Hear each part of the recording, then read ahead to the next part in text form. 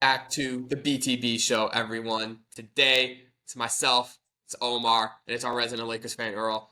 To talk some Lakers, a couple weeks ago, we made a video that was not super positive on was the 17-time champions from LA, but since then, they're 9-1 in their last 10 games. They're currently sitting at the third seed in the Western Conference. They're a game and a half above fourth place.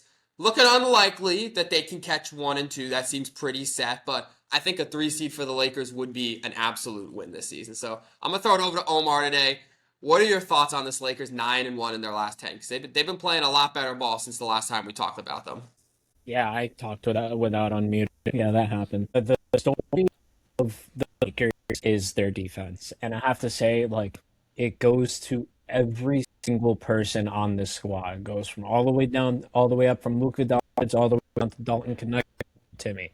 Everybody on that roster has been locked in on defense to the point where they are bringing themselves over the top. Let's be clear on one thing. The Lakers have always been pretty good on offense. Luka Doncic and Austin Reeves alone can keep that team afloat, no problem. The addition of LeBron James sometimes hurts them in some regard, but hey, it's LeBron James. He's going to get you if you need it. And just to say this, everybody who shits on DeAndre, 66.7% from the field, it's very, very good for a center of his caliber. And for somebody who's only making just above the vet minimum. Correct me if I'm wrong, Earl. Other than that, the additions that they made to this with Mark Smart, they're one of their guys that they can really rely on defensively. Jake LaRavia, they could depend on him to get a bucket. Same thing with Luke, absolutely automatic from that three-point line. It's just a testament to how hard this team has worked, because we've looked at, non-Lakers fans have looked at this team and was like, they'll be fifth, they'll be sixth, they'll be in the mid tier of the Western Conference, but they've proved themselves to be the part of the upper echelon here, and this only reinforces it. So, look, shout out to Luka on 25 minutes, averaging 30.9. Austin Reeves averaging 23.8. This team is going places. All right, Earl. You've been watching these games. You've been keeping up. What's the difference in these last 2 or 3 weeks or so from these other points in the season where the Lakers did not look nearly this good? I think the biggest difference for me is effort. Like, I know it's a short word. It really means nothing in the grand things of NBA basketball as far as words, but action is what I'm looking at. When I see LeBron James last game dive for a ball versus the Nuggets, like, I've never seen him ever in his career dive for a loose ball when it's a close game. It's a pivotal position.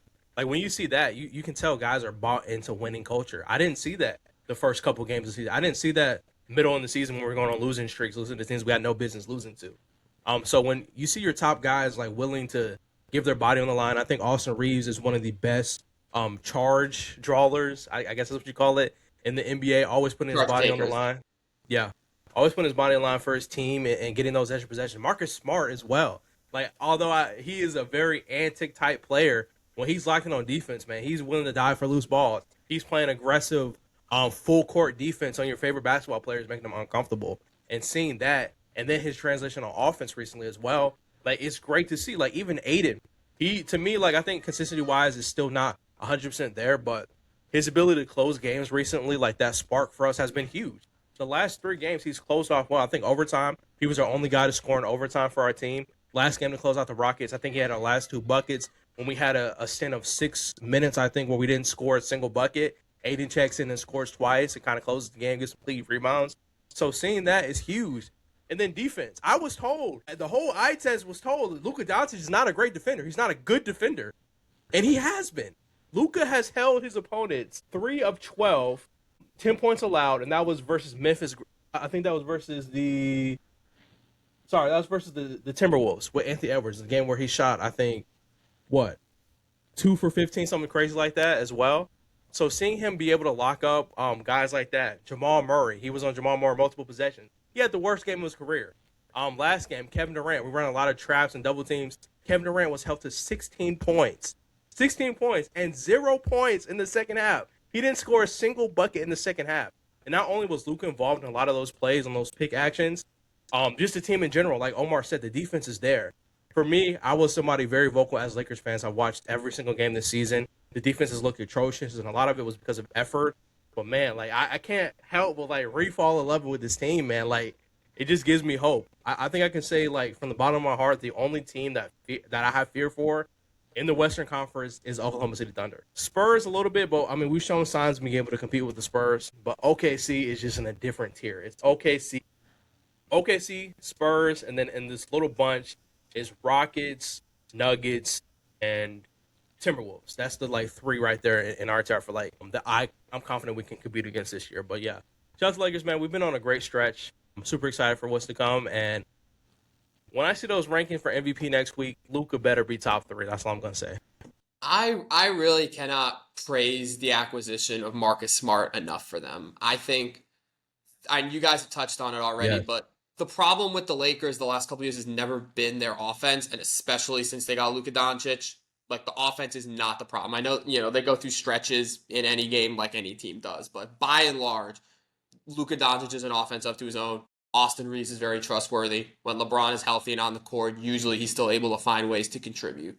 But Marcus Smart, I feel like, has had that trickle-down effect that you want from a veteran like him of just bringing a toughness and an edge to this Lakers defense. I think that, even more so than any specific impact that he has made, which has still been very good. Like I don't want to make it sound like Marcus Smart's not a good defender. He is a great defender. But not only is he making those kind of winning plays defensively, he's leading by example and has this team bought in defensively to where I feel like it's trickled down to some of the other guys that we don't think of as the top defender. And that's a credit to the front office for, buying low on Marcus Smart. I feel like his stock after being in Memphis was pretty low. Bring him in and trusting that he could make this big of an impact. And then Smart from day one, I feel like as a Laker, like he has been locked in, and we're seeing the overall level of defense that this team plays has been raised by him. I feel like obviously part of it's Redick, part of it's the other players themselves, but I think it really starts with Marcus Smart. That toughness, that defensive player of the year mentality, I think has really helped them this year. So I think if you ask me, that's been the biggest reason for this turnaround. It feels like his individual efforts are finally starting to be reciprocated by the rest of the team. And when you see the rest of the team playing that kind of defense, the offense ups its level to match it. I also want to give a lot of flowers to DeAndre Ayton. Again, we came on this show a couple weeks ago, talked about some quotes that he had, some maybe not so great stuff he was saying to the media during a rough patch, especially for him as a player. I feel like he's responded to that. This is how we wanted him to respond. He's more assertive offensively. He's getting the points. Like Omar said, he's staying very efficient. He is giving the Lakers that value that I think they wanted from him when they signed him in this offseason. Again, he's only making $8 million. He's not going to be a top 10 player in the league, but that's not what they need from him. They just need him to be a solid interior force, athletic, play above the rim occasionally, protect the rim, get some points down low. You got a lot of outside shooting between Luka and Reeves and, Jake LaRavia and the bunch, Luke Kennard. Get inside, play physical, again, bring that edge.